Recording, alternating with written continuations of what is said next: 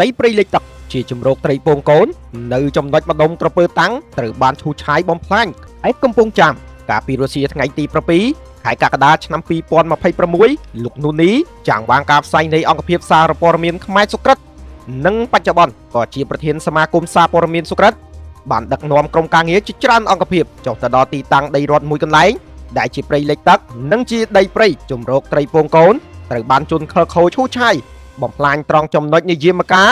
48P 53 57 53ដក 13 12 75លេខ9ម្ដុំក្រពើតាំងស្ថិតក្នុងឃុំល្វេស្រុកកោះសុទិនខេត្តកំពង់ចាមក្រោយពីចុះដល់ទីតាំងតាមការរាយការណ៍ពីបងប្អូនប្រជាពលរដ្ឋរួចមកក្រុមការងារបានឃើញសកម្មភាពឈូសឆាយពិតប្រាកដមែនក្រោយមកក្រុមការងារយើងបានខលសម្ភាសនិងរាយការណ៍ទៅលោកយីវណ្ណៈអភិបាលនៃគណៈអភិបាលស្រុកកោះសុទិនលោកបានឆ្លើយតបវិញថាបាទបងចាំមើលខ្ញុំស្រាវជ្រាវសិនវាអត់ទាន់ដឹងច្បាស់ដែរអត់ទាន់មានអាជ្ញាធរណារាយការណ៍មកដល់ថ្នាក់ស្រុកទេចាំមើលខ្ញុំសួរសិនប៉ុន្តែឥឡូវខ្ញុំនៅភ្នំពេញជាប់ការងារចាំមើលស្អែកសិនតែការងារនឹងធ្លាប់ម្ដងទៅហើយព្រោះខ្ញុំឲ្យអភិបាលរងចុះទៅពិនិត្យដល់ទីតាំងណែនាំពួកគាត់ឲ្យឈប់រំលោភកាប់ព្រៃលិចទឹកទៀតភាគច្រើនគឺមកពីខាងស៊ីធោកណ្ដាលខេត្តព្រៃវែងដូចជាប៉ុន្មានខែមុនគាត់ខ្លួនបានប៉ុន្មានអ្នកដែរឲ្យធ្វើកិច្ចសន្យាបើយោងតាមព្រះរាជក្រមណូស/រកម/0625/028ដែលប្រកាសឲ្យប្រើប្រាស់ច្បាប់ស្តីពីជលផលដែលរដ្ឋសភាបានអនុម័តកាលពីថ្ងៃទី22ខែឧសភាឆ្នាំ2025ដែលបានចែងក្នុងមាត្រា25មាត្រា26និងជំពូកទី13តូបញ្ញត្តិនៅក្នុងមាត្រា96ចំណុចទី2បាននិយាយថាទន្ទ្រានហុំព័ទ្ធកាន់កាប់ដុតកាប់ឆ្ការុករានឈូសឆាយឬផ្ដួលរលំព្រៃលិចទឹកឬព្រៃកោងកាងតិចជាង1ហិកតាត្រូវផ្ដន្ទាទោសដាក់ពន្ធនាគារពី1ខែទៅ1ឆ្នាំនិងពិន័យជាប្រាក់1លានរៀលទៅ10លានរៀលចំពោះបុគ្គលដែលបានប្រព្រឹត្តបើយោងតាមការលើកឡើងរបស់លោកមេឃុំល្វេនាពេលកន្លងមកថាចំពោះបញ្ហានេះច្រើនឆ្នាំទៅហើយខ្ញុំបានធ្វើដែរជាមួយខាងជលផលមានអភិបាលរងស្រុកចុះមកណែនាំចំពោះប្រជាពលរដ្ឋដែលពួកគាត់ទន្ទ្រាននិងឃើញស្រាប់ហើយប្រជាពលរដ្ឋខ្លះក៏មានប្លង់ហើយរីឯចំណែកដីរបស់រដ្ឋនោះវាចូល20ហិកតាហើយយើងមានប្លង់យកមកទុកនៅសាលាឃុំហើយដែរ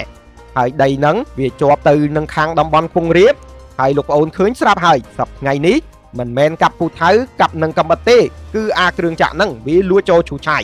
ខ្ញុំចោះដែរនឹងសហការជាមួយប៉ុស្តិ៍ដែរ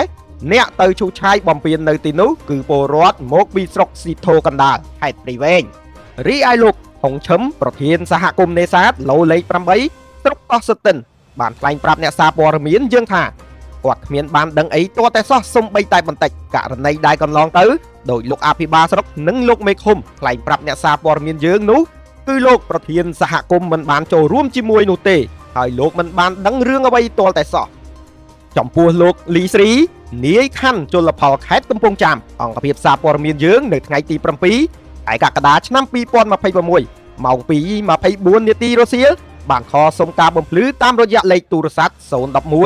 206 276ដែលចូលតែគ្មានអ្នកលើកនិងបានរាយការណ៍តាមប្រព័ន្ធ Telegram របស់លោកតែមិនមានអ្នកចូលមើលនិងខលបន្ថែមតាមប្រព័ន្ធ Telegram